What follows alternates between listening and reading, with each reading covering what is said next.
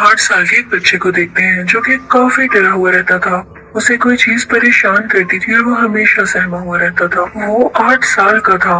उसके पेरेंट्स भी इस बात को लेके काफी परेशान थे। तो वो एक दिन अपने घर में कुछ एक्सोर्सिस्ट को बुलाते हैं, जिनमें एक कपल होता है और चर्च के फादर।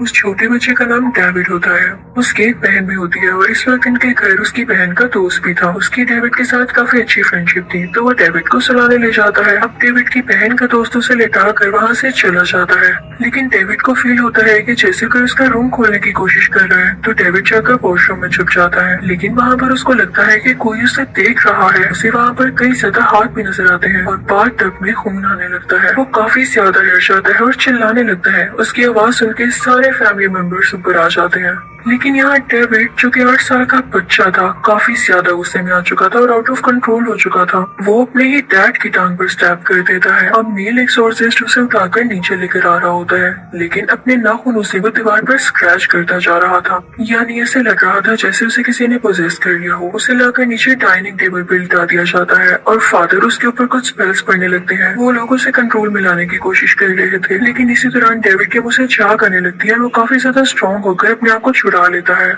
इसी के साथ वहाँ पे बहुत बुरा तूफान आने लगता है। घर की चीजें टूटने लगती है और फादर भी गिर जाते हैं। दोनों एक्सोर्सिस्ट ने उसे काफी मजबूती से पकड़ा हुआ था, लेकिन वो खुद को छुड़ाने की कोशिश में था। वो खुद की बॉडी को काफी अजीब तरीके से फोल्ड करने लगता है, जो कि देखने में बहुत खौफनाक है। उसको ऐसी हालत में देख के उसकी बहन का दोस्त उसके पास जाता है और उसे पकड़ के कहता है कि तुम जो कोई भी हो, इस मासूम बच्चे की बॉडी को छोड़कर मेरे अंदर आ जाओ। यानी वो वाकई डेविड से बहुत प्यार करता था और उसके कहते साथ ही डेविड की आंखें नॉर्मल होने लगती है और जो भी डीमन उसके अंदर था या कोई स्पिरिट, वो डेविड की बहन के दोस्त के अंदर आ जाती है और अब उसकी हालत खराब होने लगती है। दूसरी तरफ जब डेविड पोसेस था तो उसने मेल एक्सोर्सिस्ट पर भी बहुत बुरा हमला किया था और अब उसकी तबीयत भी काफी बिगड़ चुकी थी और उसे हॉस्पिटल ले जाया गया था। डॉक्टर्स उसकी वाइफ को बताते हैं कि इसे बहुत बुरा हार्ट अटैक हुआ है। इसी चीज ने उसे पूरी तरह से डरा दिया है। वो सब उसके लिए प्रे करने लगते हैं। दूसरी तरफ हम डेविड की बहन के दोस्त को देखते हैं, जो कि अब बिल्कुल नॉर्मल हो चुका था और अपनी दोस्त के साथ काम करवा रहा था। लेकिन जैसे ही वो घर के अंदर आता है तो देखता है कि किसी दीवार में एक होल हुआ है। वो उसके अंदर देखता है तो उसे कोई घोस्ट नजर आता है जो उस पर अटैक करने की कोशिश कर रहा होता है, लेकिन वो खुद को बचा लेता है। लेकिन असल में ये उससे बचा हुआ नहीं था, क्योंकि वाकई वो सोल डेविड की बॉडी छोड़कर इसके अंदर आ चुकी थी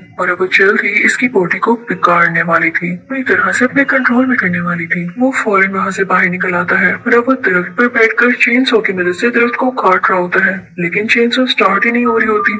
तभी उसे अपने साथ खिड़की पर कोई घोस्ट दिखाई देता है जो कि उसे ही देख रहा था और तभी चेनसो स्टार्ट हो जाती है। उससे उसकी बॉडी बिगड़ सकती थी, लेकिन इससे पहले ही वो चेनसो नीचे गिर जाती है और उसकी जान बच जाती है। वो काफी डर जाता है और अपनी गाड़ी लेकर वहाँ से जाने लगता है, लेकिन उसे रोक लिया जाता है। उधर हॉस्पिटल में भी जब मेल एक्सोर्सिस्ट को होश आती है तो वो भी यही कहता है कि डेविड की बॉडी को वो सोल छोड़कर अब उस लड़के की बॉडी में आ चुकी है, जो कि डेविड की बहन का दोस्त है। वो अपनी वाइफ से कहता है कि फौरन उनको कॉल करो और उन्हें बताओ कि सोल बहुत खतरनाक है और उससे बच कर रहे। उसकी वाइफ जब डेविड की बहन को कॉल कर रही होती है तो वो कॉल नहीं उठा पाती, क्योंकि वो बहुत लाउड म्यूजिक लगा के डांस कर रही होती है ताकि उसका दोस्त अच्छा फील करे। इसी दौरान डेविड की बहन के दोस्त की तबीयत काफी खराब होने लगती है, क्योंकि वो अपने कंट्रोल में नहीं था। उसे समझ ही नहीं आ रहा था कि वो यहाँ खड़ा कैसे है। वो काफी वीक फील करने लगता है। जब फीमेल एक्सोर्सिस्ट की कॉल कोई नहीं उठाता तो वो परेशान हो जाती है। वो फौरन से पुलिस को कॉल करती है और उनसे कहती है कि अब फौरन से डेविड के घर चले जाएं। अब डेविड की बहन जिस दूसरे आदमी के साथ डांस कर रही होती है वो एक घोस्ट में बदल जाता है। उसकी शक्ल काफी अजीब हो जाती है और वो उसको डराने लगता है। वो काफी चिल्लाती है क्योंकि वो काफी डर चुकी थी और अपने दोस्त को लेकर वहाँ से चली जाती है।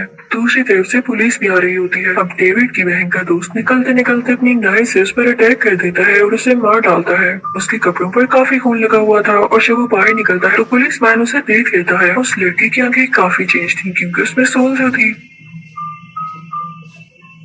वो पुलिस से बात नहीं करता तो पुलिस मैन उससे कहता है कि तुम्हारे कपड़ों पर खून भी लगा हुआ है तो मेरे साथ आओ। अब हम देखते हैं कि वो मेल और फीमेल दोनों एक्सोर्सिस्ट के साथ बैठा होता है। वो उससे कहते हैं कि हम ये देखना चाहते हैं कि तुम में सोल है या नहीं। तुम बाइबल पढ़ना शुरू करो। अगर तुमने बाइबल पढ़ ली तो इसका ये मतलब है कि वो सोल अभी तुम्हारे अंदर नहीं है, क्योंकि अगर वो तुम्हारे अंदर होगी तो तुम्हें वो बाइबल नहीं पढ़ने देगी। अब जब वो लड़का बाइबल पढ़ना शुरू करता है तो उसे पता चलता है कि मेरे अंदर अभी कोई सोल नहीं है, क्योंकि वो बाइबल पढ़ पा रहा था और इसने जिस आदमी को मारा था इस बात बारे में केस भी बन चुका था और इसे पुलिस अरेस्ट करने वाली थी। लेकिन तभी वहाँ पर इस लड़के की लॉयर आ जाती है। वो दोनों एक्सोसिस्ट उस लॉयर से कहते हैं कि इस लड़के ने नहीं मारा, उसमें कोई सोल है, कोई गोस्ट है जिसने उस आदमी को मार दिया। और ये लोग ये भी बता रहे हैं कि उस आदमी में भी कोई गोस्ट आ गया था। तो लॉयर कहती है कि तुम लोग प्लीज असली दुनिया में आ जाओ। कौन ऐसी बातों पर यकीन करेगा? तो यही कहेंगे कि अपने सर से लोग क्राइम डाल रहे हैं। वो लॉयर किसी भी सूरत नहीं मान रही होती कि ये किसी डीमन या सोल का काम है। तो वो मेल एक्सोसिस्ट से कहता है कि ठीक है, रात को आप घर आइएगा, मैं आपको खुद दिखाऊंगा वो डीमन। अगर आपको वो डीमन ना दिखाई दिया तो बेशक आप उस लड़के को अरेस्ट कर लीजिएगा। तो लॉयर कहती है कि ठीक है, मैं आ जाऊंगी। वो बहुत कॉन्फिडेंट होती है। नेक्स्ट सीन हम कोर्ट का देखते हैं, क्योंकि अब उस लॉयर को भी यकीन हो चुका था कि ये काम डीमन का है। वो जज को बोलती है कि ये मर्डर डीमन ने किया है,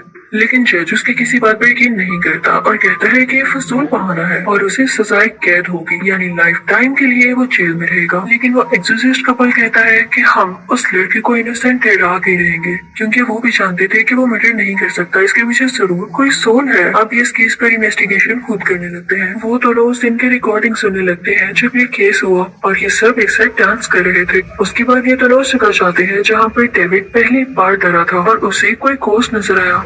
इस रूम में एक वाटर बेड हुआ करता था। जब डेविड उस वाटर बेड पर खेल रहा था और जंप्स लगा रहा था तो अचानक से उस वाटर बेड के अंदर से किसी का हाथ आया और उसने डेविड को पकड़ लिया। वो कोई घोस्ट था। उस रूम का फ्लोर भी खराब हुआ था। तो एक्सोसिस्ट डेविड की मदर को बताते हैं कि किसी घोस्ट का ही काम है। वो एक्सोसिस्ट कपल और डेविड की बहन उस रूम के नीचे जाते हैं, यानी उस रूम के नीचे जो जगह थी। जब डेविड की बहन उसके अंदर जाती है तो देखती है वहाँ बहुत सारे रैट्स हैं। वहाँ पर एक अजीबोगरीब स्कल भी है। वो उसकी पिक्चर लेती है और फिर आकर सबको दिखाती है। सब कहते हैं कि हमने आज तक ऐसा स्कल कहीं नहीं देखा। चर्च के फादर भी कहते हैं कि मैंने भी आज तक ऐसा स्कल नहीं देखा। तुम लोग ये बात किसी और फादर को बताओ जो कि मुझसे सीनियर हो। अब वो एक्सोसिस्ट कपल जब दूसरे फादर के पास जाता है तो वो फादर इनसे कहते हैं कि ऐसा स्कल मैं पहले कहीं देख चुका हूँ, लेकिन वो बिल्कुल ऐसा नहीं था। वो उनको अपनी कलेक्शन दिखाते हैं और दूसरे सीन में हम एक लेडी को देखते हैं जो कि किसी किस्म का ब्लैक मैजिक कर रही होती है, क्योंकि उसके पास एक अजीबोगरीब टेबल थी जिस पर उसने ब्लैक कैंडल जलाई थी और उस लड़के की भी पिक्चर उसके पास थी, यानी डेविड की बहन के दोस्त की। वो अजीबोगरीब लेडी कोई मैजिक करती थी जिससे इंसान को हेलुसिनेशन होने लगती थी और वो डर जाता था। उससे ऐसा लगता था जैसे उसके अलावा भी कोई है उसके पास, यानी जैसे कोई डीमन या कोई सोल वगैरह। फिर मेल एक्सोसिस्ट एक डिटेक्टिव से मिलता है। वो डिटेक्टिव कहता है कि मैंने ऐसा स्कल पहले भी देख रखा है। वो कहता है कि पहले भी कोई ऐसा केस था जिसमें मैंने ये स्कल देखा। तो फीमेल एक्सोसिस्ट कहती है कि इस बार केस में डीमंस का हाथ है। तो वो डिटेक्टिव कहता है कि मेरे साथ मजाक नहीं करो। तो वो दोनों एक्सोसिस्ट वहाँ से चले जाते हैं। फीमेल एक्सोसिस्ट अपने साथ वो नाइफ भी लिया थी जिससे उस दिन मर्डर हुआ था। डिटेक्टिव उनसे कहता है कि जिस केस की मैं बात कर रहा हूँ उसमें 2 लड़कियां थी जो कि मारी गई, लेकिन उनमें से एक की ही बॉडी मिली। अब वो तीनों मिलकर उस जगह पर जाते हैं जहाँ पर ये सब कुछ हुआ। फीमेल एक्सोसिस्ट पास में चली जाती है। वो दोनों फ्रेंड्स थी और उनमें से एक फ्रेंड ने अपनी दूसरी फ्रेंड का मर्डर कर दिया था, क्योंकि उसके अंदर डीमन आ चुका था। और जिस फ्रेंड ने मर्डर किया था फीमेल एक्सोसिस्ट बिल्कुल उसकी तरह एक्ट कर रही थी, क्योंकि वो सारी चीजों को रिवाइज कर रही थी। फीमेल एक्सोसिस्ट भागने लगती है, लेकिन भागते भागते वो बिल्कुल किनारे पे पहुंच चुकी थी और नीचे पानी ही पानी था। वो वहाँ पर फौरन से रुक जाती है, लेकिन तभी नीचे से कोई क्रीपी सा हाथ आता है और उसे खींचने लगता है। लेकिन तभी वहाँ पर उसका हस्बैंड आकर उसे बचा लेता है। वो फीमेल एक्सोसिस्ट अपनी सेंसेस में आ चुकी थी, तो अपने हस्बैंड से कहती है कि जिस लड़की की बॉडी नहीं मिल रही वो इसी रिवर के अंदर है। अब उस लड़की की बॉडी को निकाल लिया जाता है, यानी ये मसला भी सॉल्व हुआ। जो उसकी बॉडी नहीं मिल रही थी उस फीमेल एक्सोसिस्ट के पास काफी अच्छी एबिलिटीज थी।